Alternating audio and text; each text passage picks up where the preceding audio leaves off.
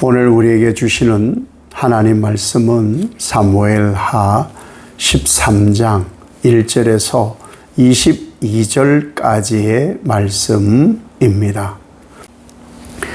하나님의 공의와 하나님의 정의는 주의 재림 때까지 계속 이어집니다. 그것이 바로 은혜입니다. 이 은혜 안에 오늘도 복되시기를 예수님 이름으로 축복합니다. 하나님은 범죄한 다윗에게 물론 이제 밧세바하고 우리아를 죽인 것에 대해서 용서를 구하고 회개하여서 하나님 용서를 받았지만 그 용서 받았지만 하나님은 그 집의 징계를 분명히 예언을 하셨고 그 징계대로 그 가문이 살아가게 됩니다. 그 첫 번째 징계가 뭐였냐? 칼이 다윗과 그의 집에서 떠나지 않을 것이다. 또 하나가 뭐냐? 재앙이 있을 것이다. 세 번째가 뭐냐? 다윗의 아내들이 백주에 동침을 당하게 될 것이다. 하나님의 예언의 말씀이기 때문에 이 말씀은 반드시 다윗의 집에 이루어지게 됩니다. 그런데 오늘 이제 그 하나님의 다윗이 범한 죄에 대한 징계의 단초가 시작이 됩니다. 암논이 누구냐 하면은 맏아들입니다. 맏아들, 다윗의 맏아들, 아히노함의 아들 맏아들이지요. 이 암논이 압살롬은 이제 배다른 형제지요. 압살롬 이복 동생, 그리고 그 이복 동생 중에 압살롬의 여동생이 다말입니다. 이 다말을 이제 사랑하게 되었다는 거예요. 사랑하게 되었다. 그런데 이 사랑하게 됨이 왜곡이 되어버려요. 이 당시는 그 근친혼이 있었습니다. 근친혼이 있었고 왕에게 허락을 받으면 결혼도 할 수 있었던 그런 때입니다. 그렇게 아버지 제가 다말을 사랑하게 되었는데 결혼을 하면은 어떨까요? 이렇게 아마 물었으면 다윗이 허락했을 수도 있는 일일 거예요. 그런데 그렇게 순리대로 하질 않습니다. 그렇게 하지 않고 고민하니까 친구가 누구냐면 요나답인데 다윗의 혈족이에요. 이 요나답이 와가지고 이 다윗 이 아들인 암논에게 얘기를 해주는데 이 조언이 뭐냐 하면은 아주 악한 조언이에요. 그러니까 친구를 사귀어도 믿음의 친구를 사귀어야 된다. 그렇지 않은 악한 친구를 사귀게 되면은 악행을 저지를 수밖에 없습니다. 왜냐하면은 물들게 되어 있어요. 물들게 되어 있거든요.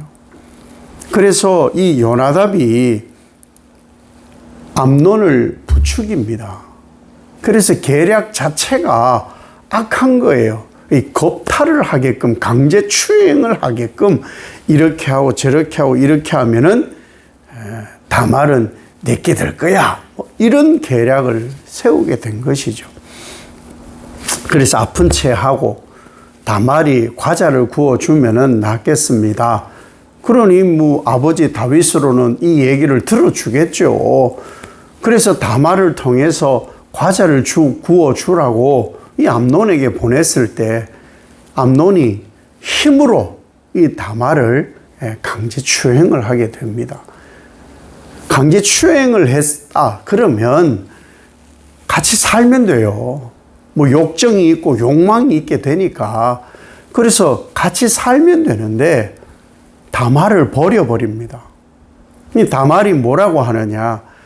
아니 나를 강제 추행한 것보다도 나를 버리는 이것은 정말 악한 것이다.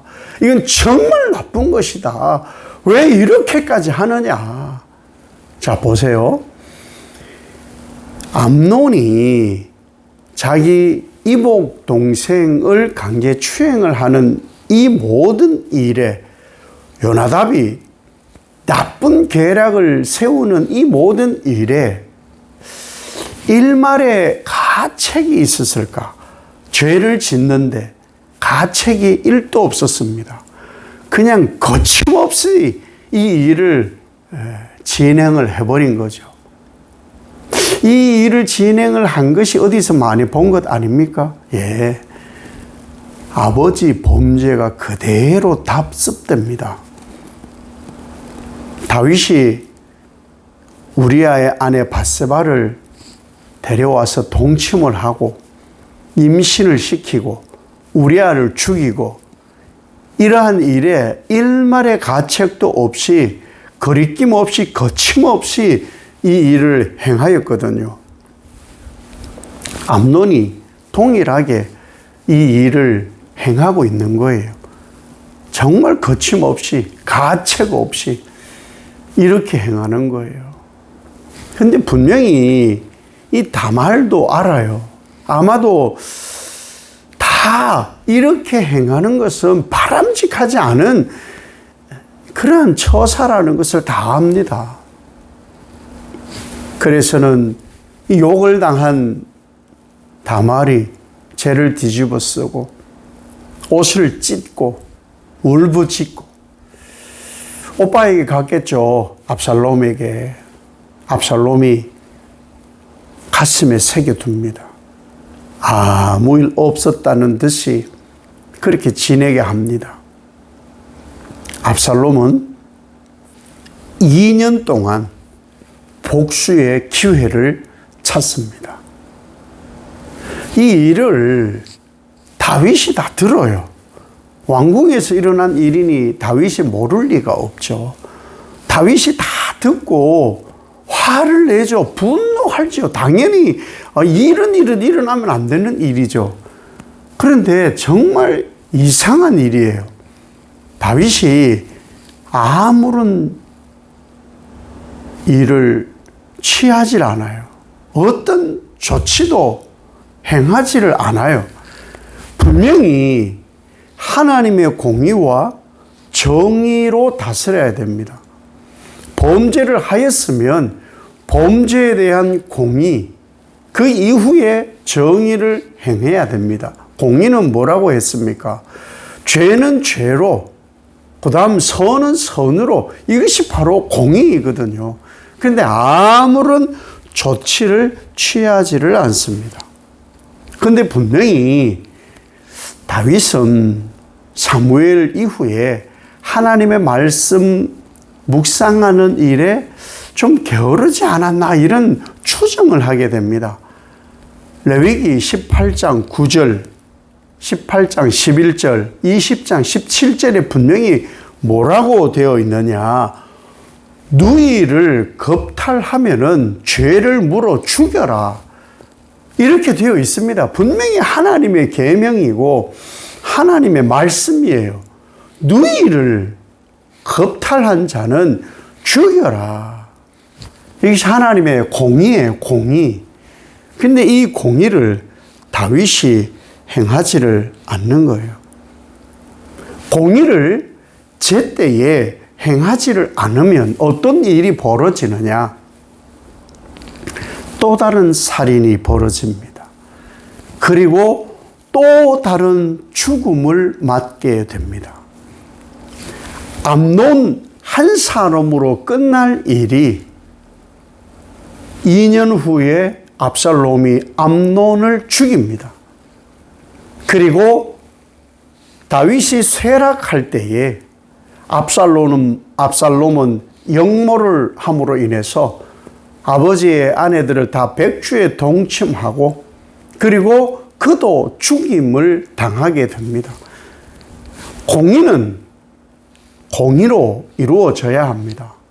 그리고 하나님의 정의로 또한 회복되어져야 합니다.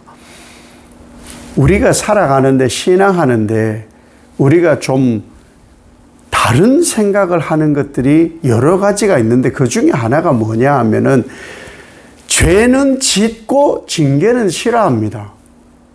용서는 빨리 해주고 사랑을 입기는 원합니다. 죄의 징계는 싫어해요. 그러니까 죄는 마구잡이로 죄를 지어요.